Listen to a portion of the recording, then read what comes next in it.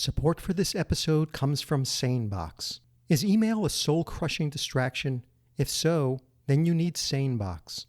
SaneBox's artificial intelligence monitors your inbox.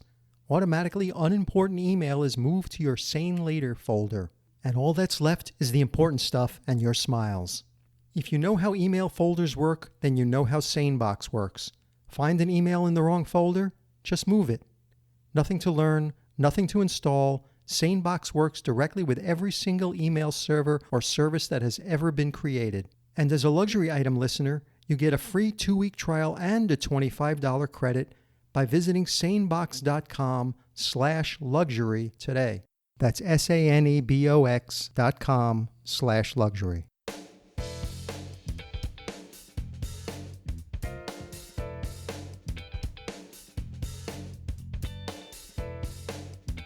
You're listening to The Luxury Item, the podcast on the business of luxury and the people and companies that are shaping the future of the luxury industry.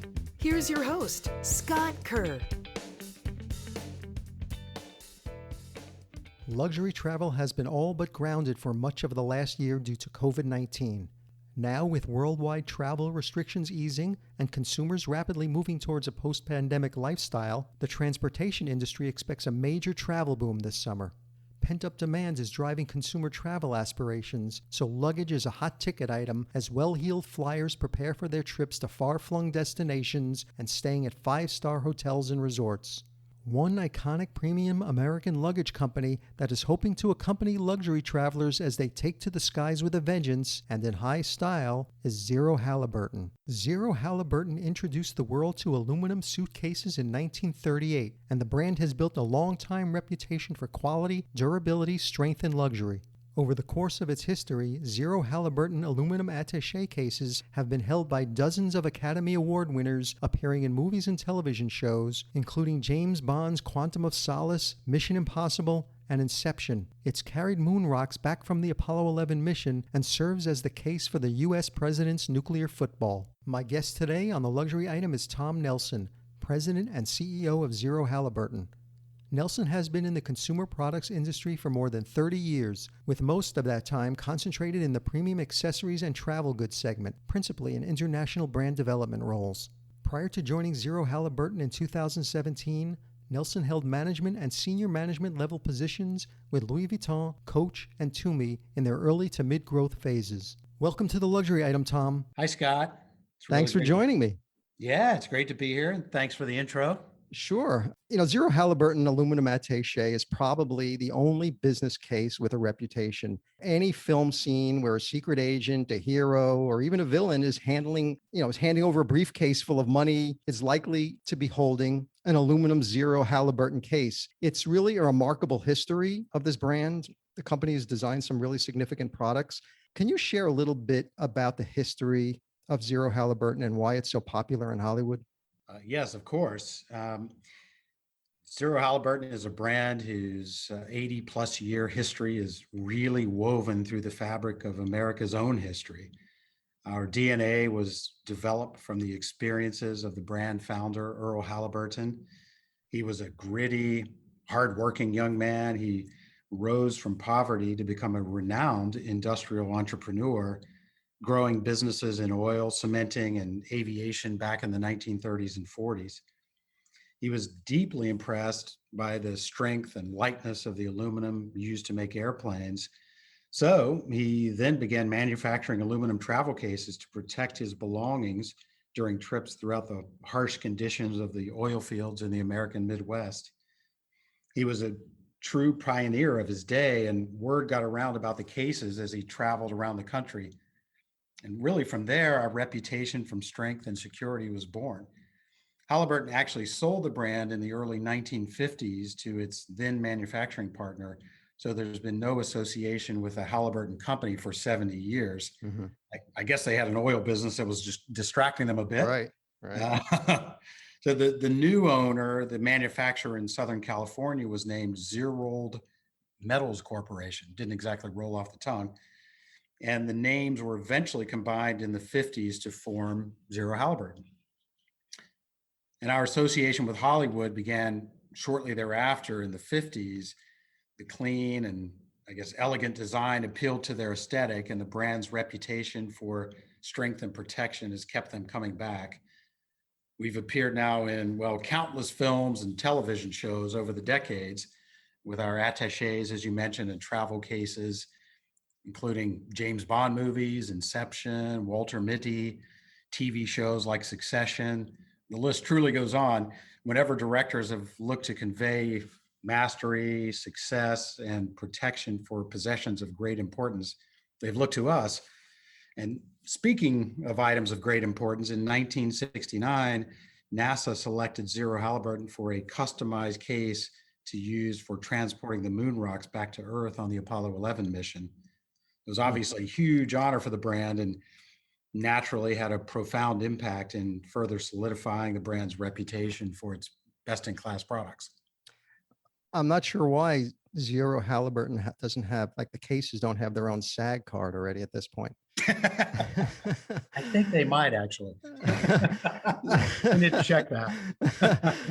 So when you joined as CEO in 2017, what excited you about Zero Halliburton brand and its potential? Well, the principal reason I was so excited to join Zero Halliburton was the opportunity to reinvigorate and redefine a legendary brand. Although it was beloved by many for its original design and reputation for protection, it had become to some degree pigeonholed to that one singular event, the moon landing that I mentioned, and hadn't really effectively evolved. This distinctive DNA that led to all the brand's successes and even its outstanding historical moments had become kind of blurred over the years. I actually really just saw it as a diamond in the rough and in a category that I knew really well, a chance to work with our parent company in Japan, ACE, to restore its luster. And around the time you started, you hired an industrial design firm, Pensa, to redesign your luggage. So what spurred on that decision to do the whole redesign? Well, it definitely wasn't taken lightly. We know it's a rare thing for a heritage brand to entirely rethink the design of its products. Yeah. Zero Halliburton was born from a pioneering spirit and bold, contrarian thinking. Plus, when we looked at the market and the evolution of the travel and business accessory space, we understood that the classic designs alone really weren't sufficient to advance the brand. In addition to the classics, there was a clear need to update and modernize the designs and an opportunity to appeal to a customer who didn't necessarily want to carry their father's or grandfather's case. So we set out to pay homage to the pioneering spirit of the brand's founding, which is exactly how we referred to the process when we started out. And we also, given the brand's industrial roots, wanted to purposely include industrial designers in our search for a design partner.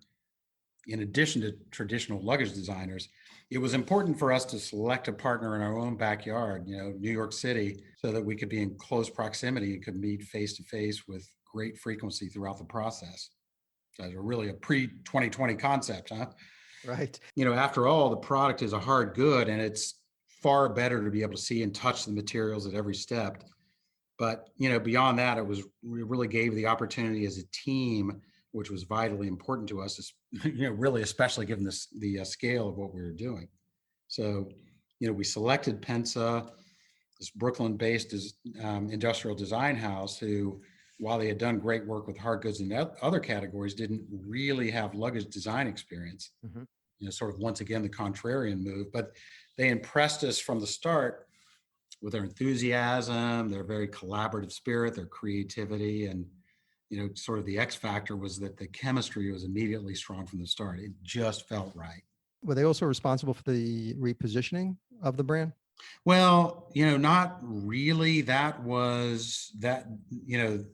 design of the product was really something that was, a central element of the redesign. They were really focused on the redesign of the product. And we had told Pensa from the outset that the only sacred cow was the double rib feature on the case, mm-hmm. which is a design trademark of Zero Halliburton from the very early days that had been carried through to today. It's really the basis of the brand's iconic design. But otherwise, we said pretty much everything else was on the table. So how does Zero Halliburton position itself from the rest of the high-end luggage carousel? Well, just following on that last point, it really comes down to design. Zero Halliburton case doesn't shout, but it still communicates clearly. Even with the subtle branding, the distinctive design turns heads. Its sturdiness has gravitas and Right. exudes quality. I think our new design, does this very elegantly with that same sort of with a concave edging, as well as the brushed exterior on the aluminum cases and the unique high gloss handles that are reminiscent of the cellulose plastic handles that used on Zero Halliburton cases from the mid 20th century. Right. So who is the customer that would fall in love with the Zero Halliburton brand? You know, why do they gravitate to your brand versus Rimowa or Delsey or Globetrotter? Who is this consumer? Well, we refer to Zero Halliburton customers as individualists because Mhm. of their go it on their own spirit and the way they define success, which is based on their personal values, not the values of the culture at large. They don't follow the crowds. In fact, they don't especially want what everyone else has, at least not because everyone else has it. Right. They want what reflects who they are authentically, whether it's their watches, cars, homes, or in their travel. They respond most to products and experiences that are consistent with their values. Are you finding that are you finding a lot of entrepreneurs in there? Very much so. That goes back to our founding. It's, very much of an entrepreneurial spirited brand. When the pandemic hit last year, I don't have to tell you, this travel came to a screeching halt and it was causing consumers to lose interest in purchasing suitcases. And luggage had actually been a bright spot in the overall accessories market prior to the pandemic.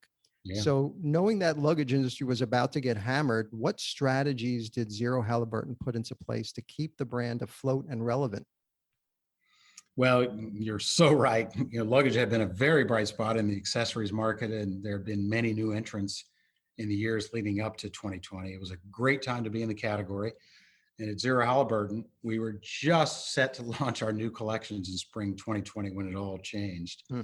So, what to do? We knew travel had evaporated overnight, and our very first instinct was that we had to keep the brand relevant. We felt that many of the brands that had come into the field over the previous years and had created a lot of noise within the category, and by that I mean, sort of too much crowding, would not likely make it through. But we also believe that the brands that could not just make it through the storm, but could do so and look back on it and say they did the right things would be rewarded. I mean, this is really part of our discussions internally. Mhm. So, for us, doing the right thing came in two forms. The first, naturally, protecting the business and our employees. And secondly, recognizing the horrific disaster of this pandemic for humanity and trying to do our little part to help in the fight against it. We knew the worst thing we could do was just sit on the sidelines, which was really just not an option. We really felt we had to act.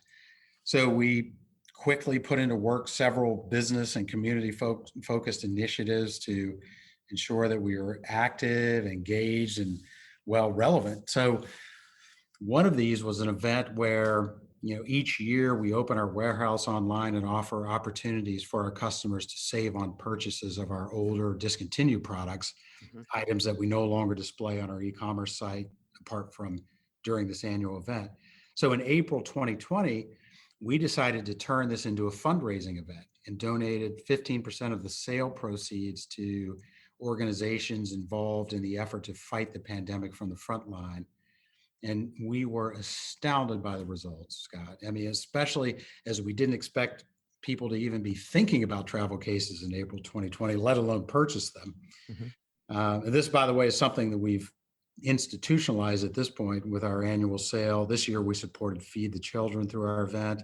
Mm. But otherwise, last year, we kept our attention on continuing to redevelop the brand in the manner we set out from the start. And one of the strategies we have pursued, which we were very thankful last year that we had, Right. was in 2018 when we shifted our channel focus heavily to investment in digital and principally in completely rebuilding our e-commerce capability. And we did this at a time when we were still developing our new product collection. So it was a lot for our team to take on back then, but when 2020 rolled around, we had already made to some some degree the pivot to our own online business over traditional wholesale. Yeah, and a lot of sectors did the same thing. It Yeah. allowed them to do that that downtime. And I know early in the pandemic, Zero Halliburton gave away carry-on luggage filled with essentials and comforting products to frontline healthcare workers for their dedicated work. Can you Yeah. talk about that program a little bit? Sure. As you know, we're a New York City-based team, and as such, we're very used to the hustle and bustle of Midtown. So we have our flagship store and office. So seeing the city and our fellow New Yorkers suffer during the pandemic's early days had a profound effect on us. But like everyone else, we were so heartened by the very courageous response from frontline workers. But furthermore, we were just inspired and we wanted to help in any way we could. So we thought, what can we possibly do as a travel accessories brand? Why would anyone want a suitcase then? And then it hit us. Our cases are vessels. And so we decided to use them as such, in this instance, as vessels of hope and care. So with our spring 2020 new product launch, we had brought to market a line of bright yellow carry-ons in a colorway we called Sun. And this was the perfect color for spreading a touch of joy and optimism at a time when very few felt it. So we contacted the Four Seasons in New York, where they had so generously given over their hotel to frontline medical workers as a place to stay. And we just asked if we could donate 100 of our cases to the workers. They loved the idea and agreed to it without hesitation. And from there, what we ended up calling Mission Sun was born. And we partnered with several other brands, principally wellness related, who were also supportive and happy to provide their products for free. These range from candles to shower and shaving products, KN95 masks, and they were, the cases ultimately were truly vessels of joy, and they delighted the men and women who received them. Yeah, that's a great program. We'll be right back with more of my conversation with Tom Nelson, President and CEO of Zero Halliburton, right after this quick break.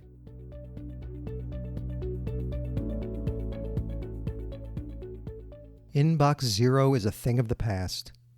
We're all inundated with email now, and it's no longer about responding to everything.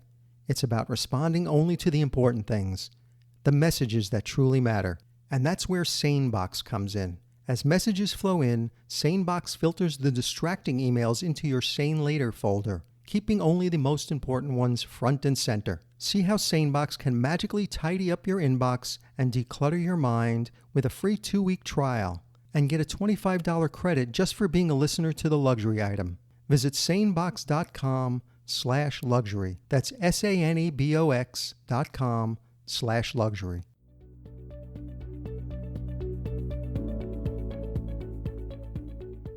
And now back to the show. So now that travel is a reality again, and let's hope it stays that way, how is Zero Halliburton getting customers to think about the brand as they start planning their trips? I mean, how are you using, digital marketing now to get the messages out? Well, we had the misfortune to launch our new products right before the start of the pandemic. Right. And it really wasn't appropriate to market travel goods during the height of the pandemic. It would have been very tone deaf. But now we have the chance to communicate our message anew and actually market our collections at a time that is right and appropriate for our audience. The fact is, the brand message is as fresh and relevant as ever, and we can speak to the new design in the context of travel now. People are, still going to travel.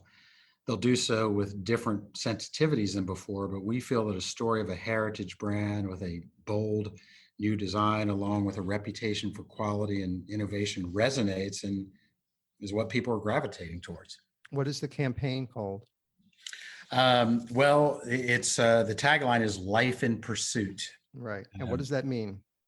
Well, it really speaks to our customer who is the individualist. The customer who is pursuing his or her goals without consideration to really what's going on around them. It's really the individualist who looks to their ultimate objective as the target. And so, I think that still very much resonates in today's environment. Yeah. Where are you marketing that message? Well, principally digitally. Mostly social media or? Yeah, social media, through email campaigns on our website. It's very much digitally focused. And you said in an interview last summer that coming out of the pandemic, consumers will be less interested in disruptor brands and will seek out brands that prioritize quality, design, and especially authenticity in the products that they buy. Now that we're in that stage, almost 1 year later, do you still Right. believe that? Oh, yes, and even more so.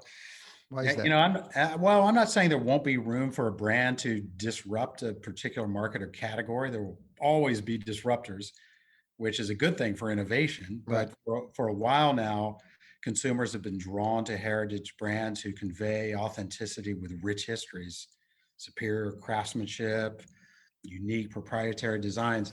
The most recent earnings reports from the big luxury conglomerates, yeah, it's amazing. While the pandemic has been very much with us, sort of bears this out. And the US consumer has been especially confident. The desire to invest in high quality, trustworthy brands is understandable in this environment. You want something enduring, something with beauty that floods you with a positive, lasting emotion. And as luxury adapts to this digital first, experience driven world, especially by millennials investing in memories rather than property, how does Zero Halliburton connect with this new consumer? Well, we know millennial and Gen Z consumers have been driving much of the growth in luxury categories for many years now. Right. And we want to meet them where they live, which, as you say, is in the digital world. This is the reason we turned our investment to digital a few years ago as we embarked on the renewal of the brand. Now, as we start to come out of the pandemic, these digital consumers want to make an investment in products that will last, which in fact is another component of sustainability. But beyond that, superior product quality and design, and I should say, speaking to the millennial and Gen Z customer with an intelligent communication style that meets their expectations is what helps to secure that connection. We certainly would never speak down to our customers, no matter their generation, and we avoid using, sort of coy marketing tactics. But I guess in essence, we seek to be as authentic on a transactional basis as our history is authentic. And you see people who are much more interested in buying suitcases that look good with what they're wearing, and they're interested how they look when they travel. So do you Sure. see the luggage market evolving into more of a fashion play? Emphatically, yes, Scott. This is a question that speaks to the trend I've been seeing and talking about for several years now. It used to be that luggage was an afterthought and simply utilitarian, full stop. I mean, even the word luggage sounds pedestrian. Right. That changed within the past 5 to 8 years. Well, depending on the part of the world, because it changed earlier in places like Asia. And travel cases started to become an accessory that is more of an expression of personal style. Consumers began thinking about the case they carried through the airport or into their hotel, just as they would any other accessory they may be holding or wearing, like a handbag or watch, to complete their look. It was further solidified when seemingly every fashion brand began offering suitcases as a supplement to their accessory lines. Mhm. This really very significant trend, and not just the proliferation of travel itself, has, I think, been a central driver behind the growth in the luggage market over the years. Um, this notion was behind all elements of our new case design. But let me just give one small example. When we were deciding which way to orient the latch side of our cases, meaning the side that opens, not the side with the feet at the back, Mhm. our simple calculus was that since there are more right-handed people than left-handed in the world, chances are our case will be pushed by more right-handers. Right. And since the latch side of the case is more attractive with its, in our case, unique metal locks, leather handle, and ID tag, we designed the case so that that side would be forward facing as the case owner strolls with it through the airport, Hmm. allowing them to possibly see reactions as they move through the crowds. That's not to say that our left handed customers won't get a similar reaction They just won't see it as easily. Right, right, right.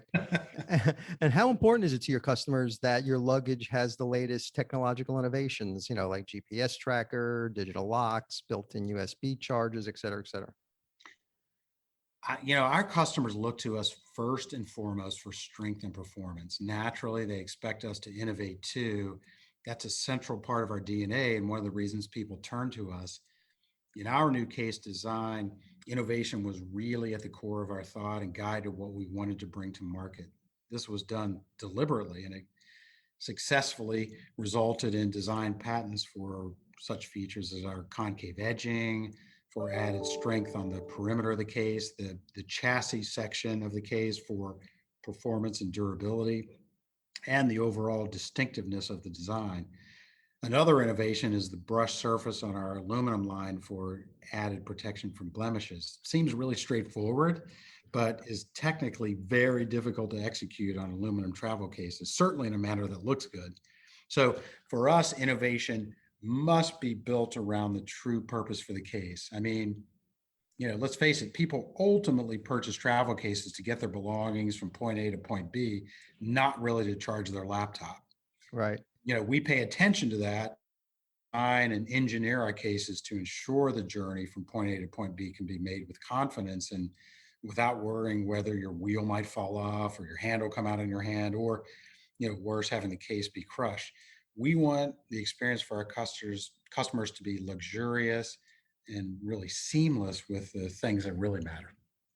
We were talking about disruptors before, and I want to talk about the rise of these direct-to-consumer brands in the luxury category, particularly, the Instagram favorite Away brand. Sure. It saw a white space in the luggage market when they first launched back in 2015. Luggage had long been this neglected category in retail, and Away went to market positioning itself as this stylish, affordable lifestyle brand, and their business skyrocketed. So while Away is certainly not a direct competitor to high-end brands like Zero Halliburton, Rimowa, and Toomey, it certainly has shaken up the space. If anything, it drew attention to the space. How have DTC brands like Away impacted your business? Well, let me say at this point, we really are a direct-to-consumer brand ourselves. We have what I would call a judicious approach to wholesale with only a fraction of our U.S. business in that distribution channel. This was a move we made purposefully when we made the investment shift to digital in 2018. Before that, yes, our brand was principally wholesale focused, but in the travel case category, it was clear the sledding was going to be challenging since that distribution channel was really under siege. So I think anyone who came into the category over the past 5+ years would have seen that DTC was very much the future. Our e-commerce platform and retail stores are absolutely our primary point of contact with our consumers. Of course, we appreciate the attention to the category that new entry-level brands bring. I think it ultimately does help introduce younger consumers to the idea of travel cases, again, as expressions of personal style and achievement, and actually primes them to step up in time to more premium products. So late last year, you announced a global partnership with Lexus for a one-of-a-kind luggage line. How do you choose the brands you partner with? You were talking about, how you position the Zero Halliburton brand as targeting, individualists. Yeah. So how do you choose the brands that you partner with? What brand traits are you looking for?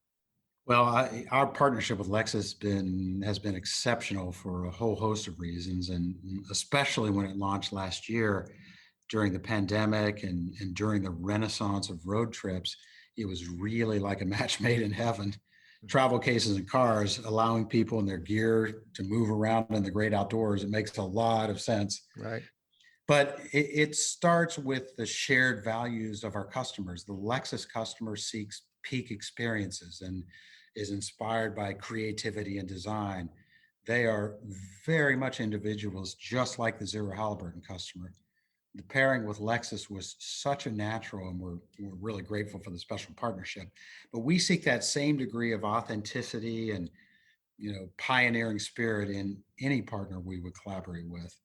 we also want to have an equal level of enthusiasm on each side and a real mutual desire to want to highlight each other in the relationship. I would add as a critical component, there has to be an organic fit that makes sense for who we are and more importantly for the customer by offering them something truly special. And we're seeing some of your competitors are collaborating with some of the biggest brands in the streetwear and art scene.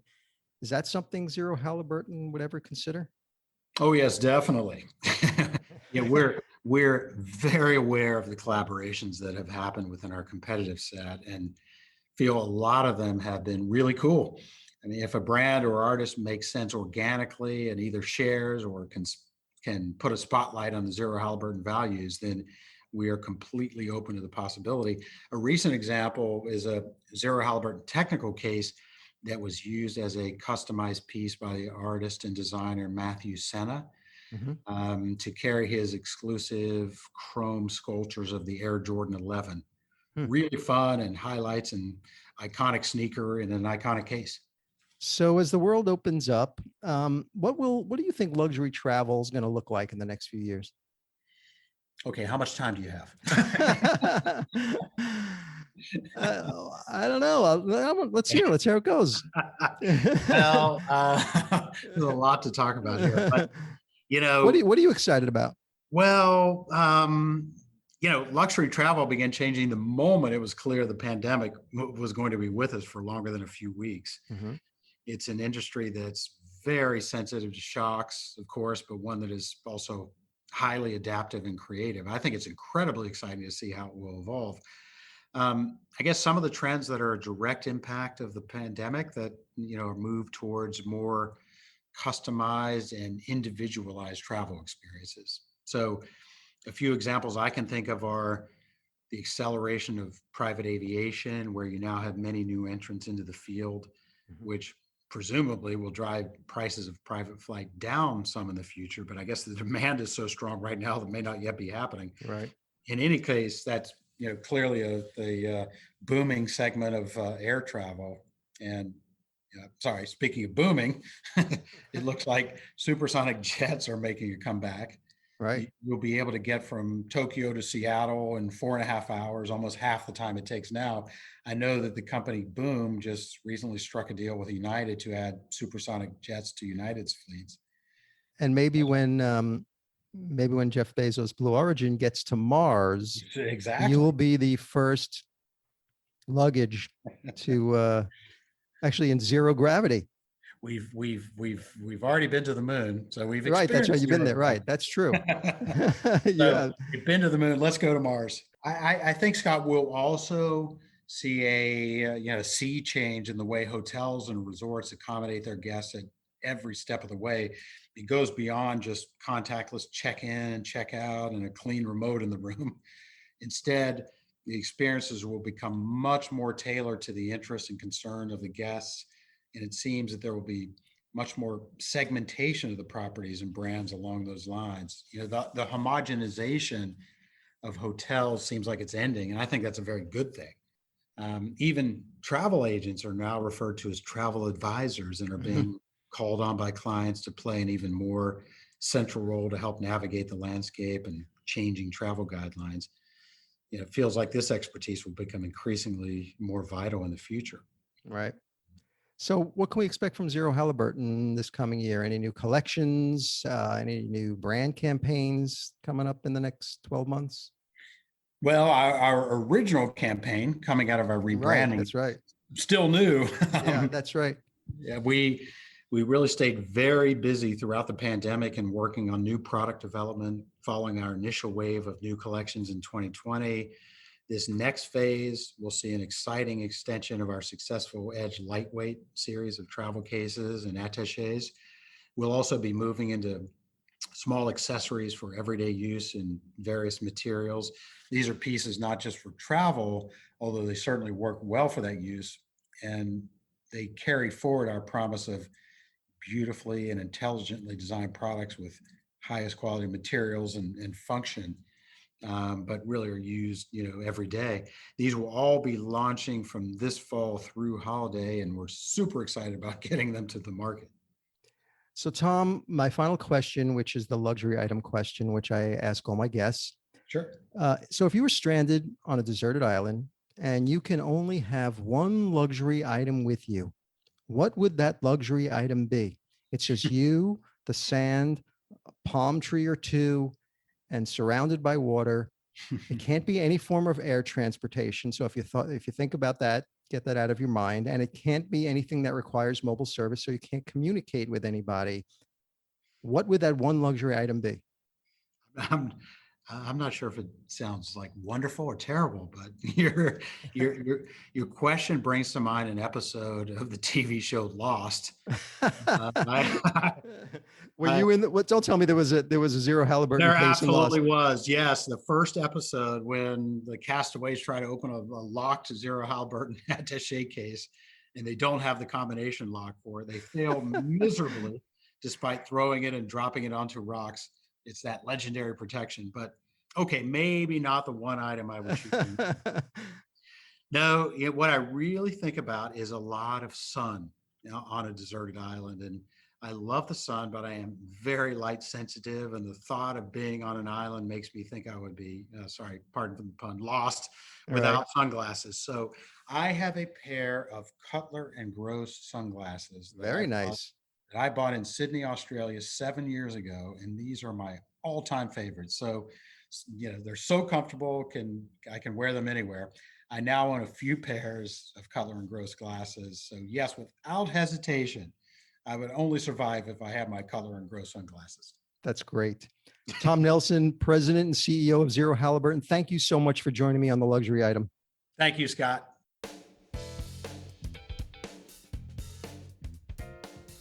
That's it for this episode of the Luxury Item Podcast. Thank you so much for listening. If you found this useful and entertaining, I would be really grateful if you can share it with a friend or colleague. I would love it if you subscribe so you never miss an episode. And while you're there, be sure to rate and review us on Apple Podcasts. It really helps other listeners find us. The Luxury Item Podcast is a production of Silvertone Consulting. I'm your host, Scott Kerr. Until next time.